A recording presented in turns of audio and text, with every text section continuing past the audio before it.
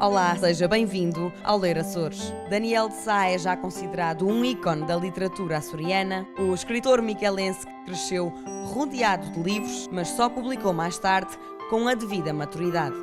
Do seu espólio literário constam obras como Bartolomeu, A Ilha Grande Fechada e A Terra Permitida.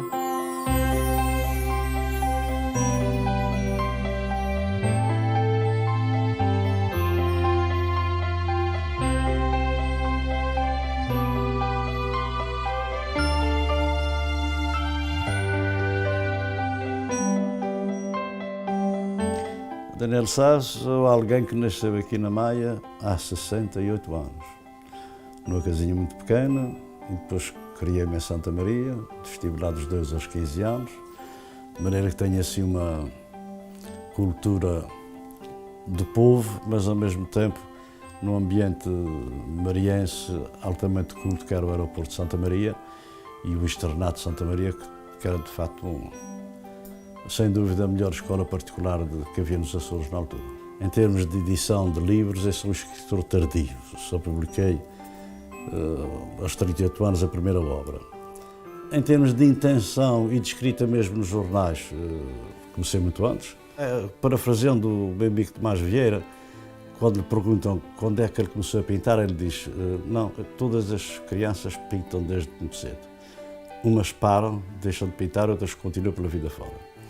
Eu sou mais ou menos isso, quer dizer, sempre escrevi desde miúdo e nunca parei, mas só comecei a publicar aos 38.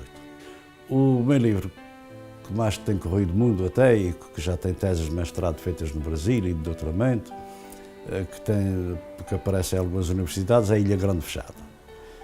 O livro, aquele talvez em que eu estou mais lá, se calhar é o Deus teve medo de ser homem, porque é o problema do existencialismo cristão, digamos, levado às últimas consequências.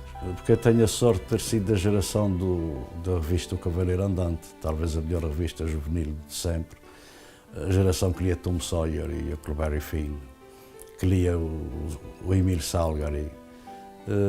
Uma geração que teve a sorte de ter muitos e bons livros, que eram como se fossem livros adultos escritos para qualquer idade, mas sobretudo para gente jovem. Eu ainda não sabia escrever e já sonhava com ser escritor, mas tinha preocupação. Eu pensava que os romances aquilo era tudo verdade. E a minha preocupação era onde é que eu vou arranjar temas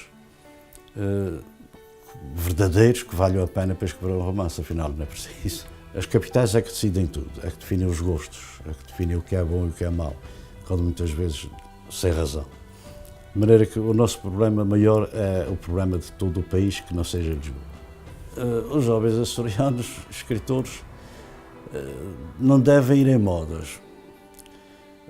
Não se devem preocupar em escrever sobre as ilhas, ou escrever sobre o mundo, ou escrever sobre a guerra, ou escrever sobre a paz, porque há a tendência de muitas vezes seguir os lugares comuns, ficarem-se muito agarrados à terra, ou quererem desapegar-se muito da terra, quando quem não se escrever a si mesmo nunca chega a escrever um bom livro.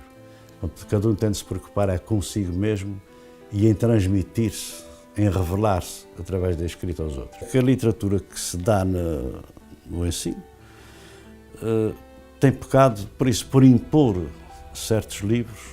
Por exemplo, vamos lá ao Essa. O Essa seria muito mais bem compreendido e aceito e gostado por gente nova se lessem os contos ou o Conde de Abranhos do que os maias, que não li para aquelas idades. Eu gosto de escrever de todos os géneros, porque há coisas que só através da ficção e da ironia, do humor se conseguem dizer. Há outras que precisam de um tratamento sério. Há outras que requerem um poema, por exemplo, ou um auto à maneira de Gil Vicente. De maneira que eu que tenho toda a variedade quase de géneros literários, uso, tal como uso a paisagem geográfica e social, conforme o que eu quero dizer, também uso o género literário que mais se aproxima da minha intenção. Há coisas que se querem condensadas, sai um conto. Outras menos condensadas, sai uma novela. outras mais alargadas, digamos, sai o romance. Muitos amigos. Sem dúvida, pronto, é muito agradável de vez em quando descobrir uma pessoa que nós nem sequer fazemos ideia que existe e dizer que lê um livro e que gostou e que está de acordo, enfim. Isso é o mais agradável da escrita. Quando escrevemos, não sabemos quem é que vai gostar e depois descobrirmos gente, quando são os amigos só, desconfia sempre, pode ser a percepção de amigo, querer ser simpático. Agora, quando aparece uma pessoa completamente desconhecida a dizer que leu um livro meu e que gostei, é muito agradável. Isso tem-me acontecido, felizmente. Ler, depois de falar, é a melhor maneira de desenvolver a inteligência e a cultura, obviamente. Nós começamos por ser cultos, ouvindo os outros falar e aprendendo a falar. Depois, quando a fala dos outros já não nos basta, obviamente que temos de entrar num mundo muito mais alargado e entrar no mundo inteiro através da leitura. É absolutamente essencial. E não há meio também de comunicação social nenhum, nem televisão, nem rádio, que sejam tão completos como transmissores de cultura como os livros. O livro, para já, é o maior veículo de cultura de sempre. Desde as tabuinhas de barro, ao papiro, ao pergaminho, o livro é a memória permanente da humanidade. E por mais meios de comunicação novos que existam, o livro nunca perderá esse lugar, porque o livro guarda-se para sempre. E tem aquela carga. Aliás, vê-se a própria paixão pelo livro. Há imensos escritores, muitos deles, enfim, sem talento, não é? Mas cada um tem o talento próprio. Gente que publica livros com muita facilidade e que gosta muito de publicar, o que quer dizer que o livro continua a fascinar. E se continua a fascinar, há porque alguma razão há para provocar esse fascínio.